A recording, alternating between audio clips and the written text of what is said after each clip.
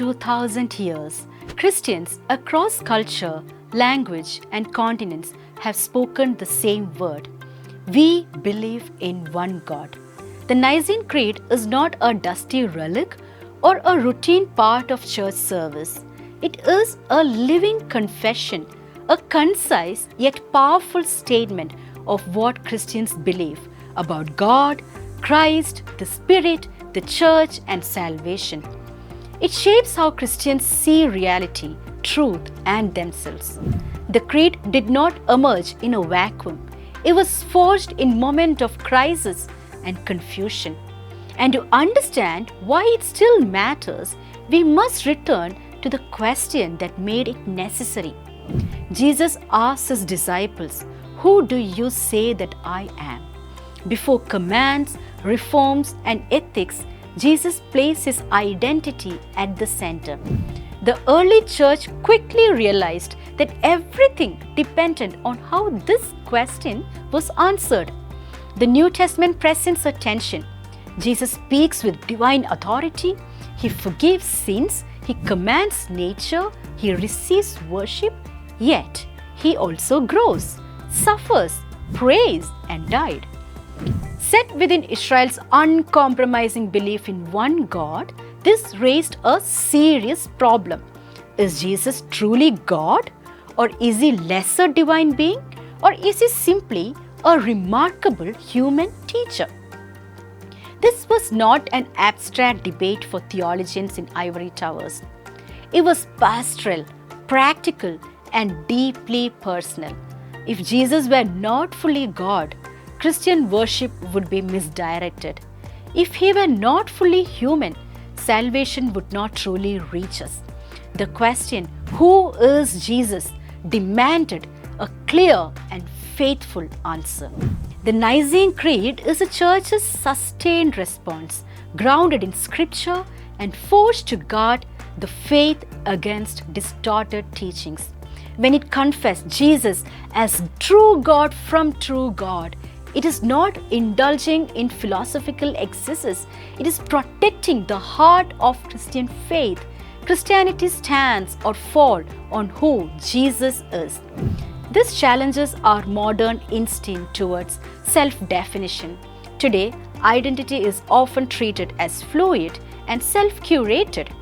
The Creed interrupts that impulse. It insists that truth comes before preferences.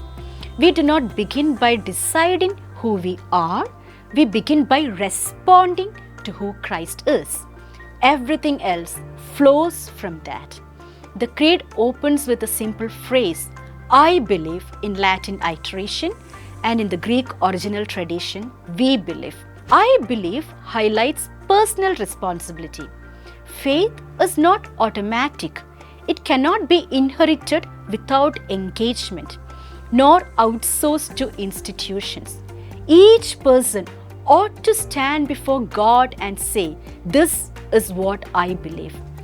Belief here is not merely agreement with ideas. The biblical word pistis means trust, loyalty, and allegiance. To say "I believe" is to place one's life under the truth of what God has revealed.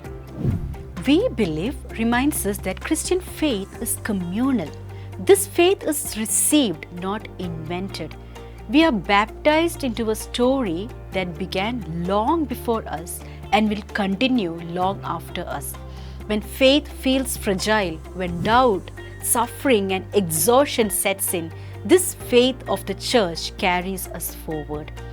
This stands in sharp contrast to modern spirituality, where belief is treated as private, customizable, and detached from community.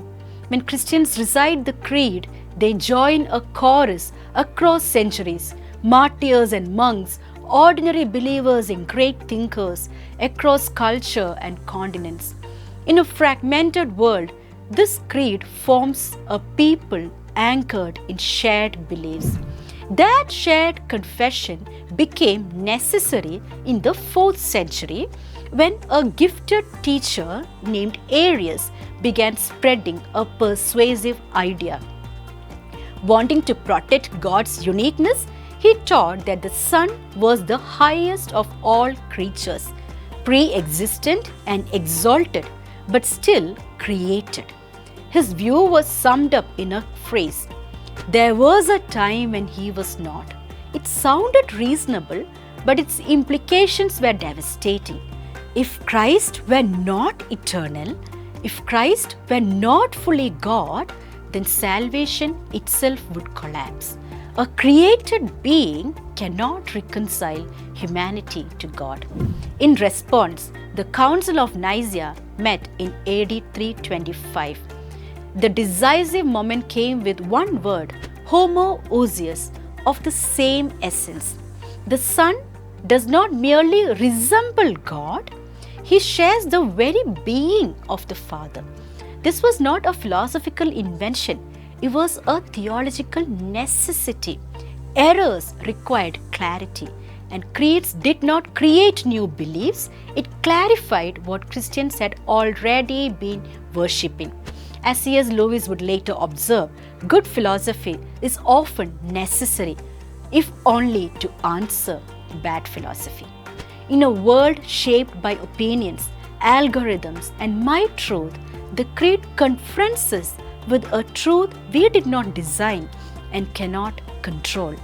It teaches the faith, anchors worship, and unites believers across tradition.